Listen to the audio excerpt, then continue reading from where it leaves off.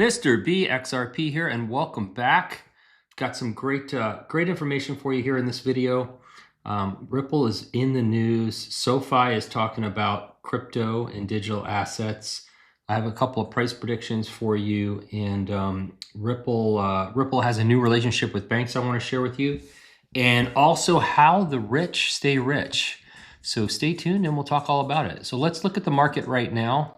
And I'm going to do a quick refresh here. Bitcoin's at 103,557. Ethereum's at 3,489. Tether holding comfortably at $1. And XRP's at $2.43. So rolling into it, this came out from CNBC and it says Ripple Labs is conquering crypto. Now the XRP linked firm wants to take on traditional finance. So I was going through this article and a little bit about it. Ripple Labs has become one of the world's largest cryptocurrency companies, but executives aren't stopping there. CEO Ripple Garlinghouse told CNBC over the past year, the firm has ramped up efforts to bridge the Web3 world and an industry that has long been viewed as its foil traditional finance. But I wanted to go into down here. So Brad Garlinghouse goes on to say, the more we can build utility and really scale solutions that take advantage of XRP at the core, the more will be uniquely good for the XRP ecosystem, Garlinghouse said. So, Brad Garlinghouse recently said it's, well, everything they do, at the core is XRP. But here's the interesting part. CNBC goes on to say, and this is CNBC, XRP has traded sideways for much of 2025, even as Ether and Bitcoin sailed to record highs about 3,900 and 126,000 respectively. Okay, making no mention that XRP hit an all-time high. And also, that doesn't take into consideration, if you look at the one-year returns, Bitcoin's at 19%, Ethereum's at 6.7%, and XRP's at 259%. I mean, it's so disingenuous the way the traditional media reports anything having to do with Ripple and XRP. It's like the darlings are Bitcoin and Ethereum. So not a big fan of that reporting, but good news is, everything that's being built by Ripple is being built at XRP at the core, which is the most important thing.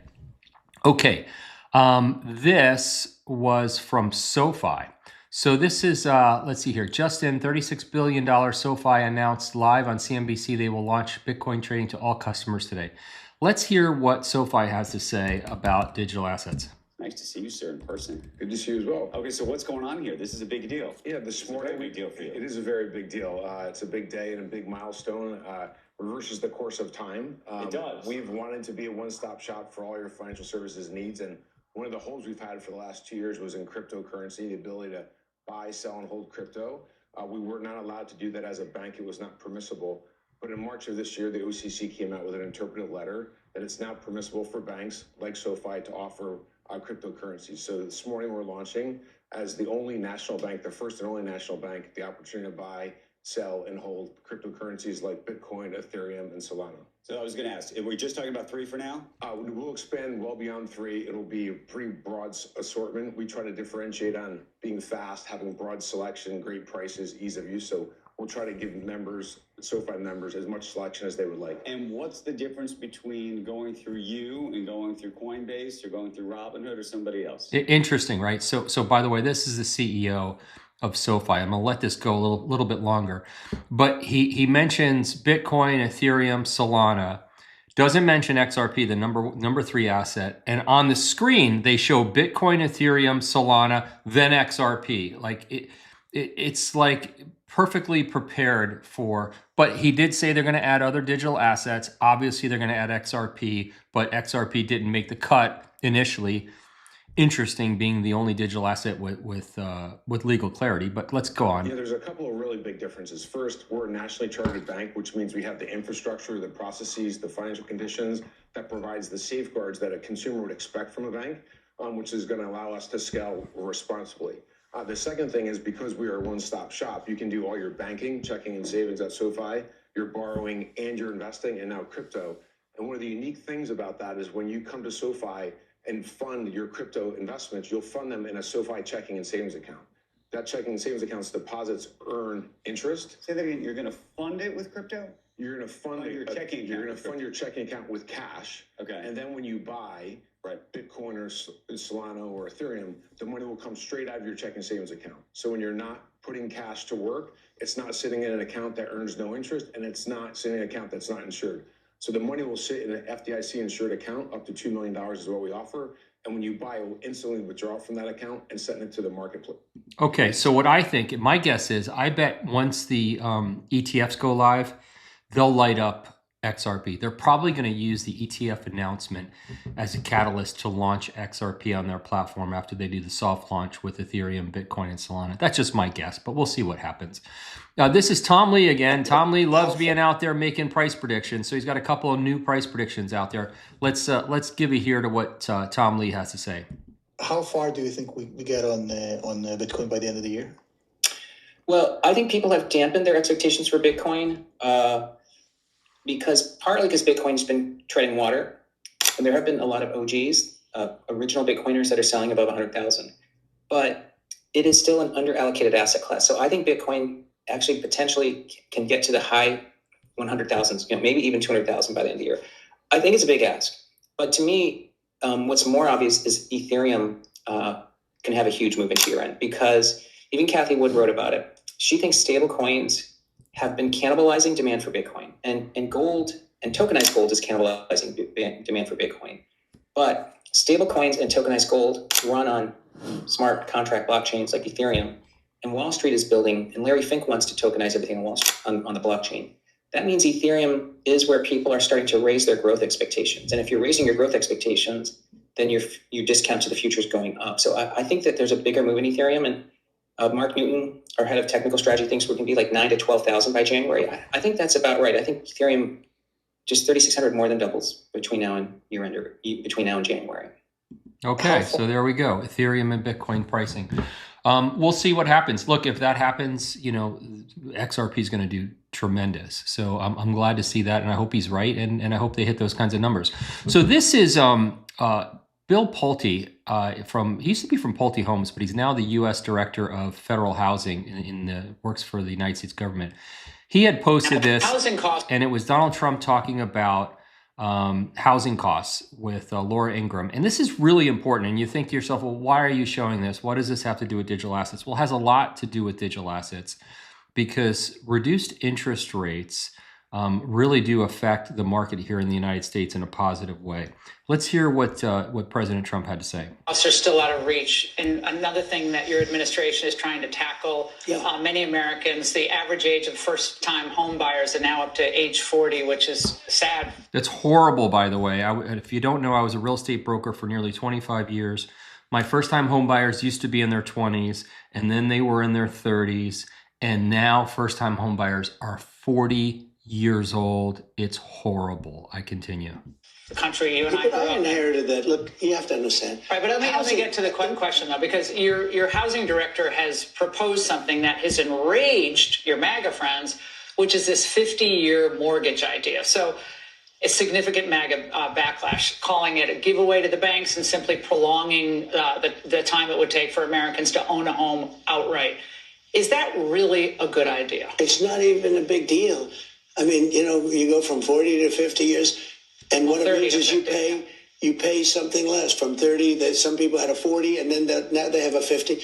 All it means is you pay less per month. You pay it over a longer period of time. It's not like a big factor. It might help a little bit. But the problem was that Biden did this. He increased the interest rates, and I have a lousy Fed person who's going to be gone in a few months, fortunately. I have a guy too late, Jerome Powell, we call him too late. He was too late in everything, except when it came to before the so-called Democrat election, which didn't work.